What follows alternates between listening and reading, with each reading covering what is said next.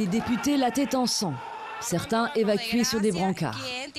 Mercredi, en pleine séance parlementaire, des manifestants pro-pouvoir forcent le portail du Parlement contrôlé par l'opposition. Ils lancent des pétards et des grenades assourdissantes dans le jardin. Puis c'est à huis clos que les violences éclatent, faisant une vingtaine de blessés, dont 7 parlementaires. Les manifestants ont séquestré plus de 350 personnes dans l'Assemblée pendant 9 heures. Ils ont permis à des groupes armés d'entrer avec des barres de métal, des explosifs. Ils ont attaqué des députés. Ils sont entrés dans une institution nationale. Ils ont attaqué les journalistes. Voilà ce qui arrive en ce moment au Venezuela.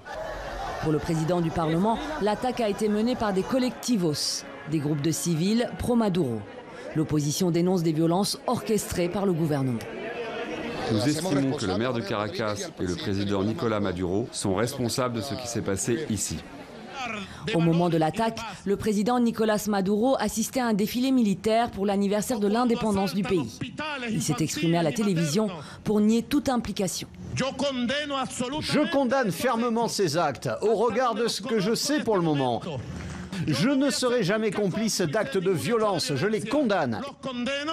Et j'ai demandé une enquête pour que justice puisse être rendue. Ces violences interviennent alors que le Venezuela est secoué par une vague de manifestations. 91 personnes sont mortes en 3 mois. Une mobilisation qui ne faiblit pas.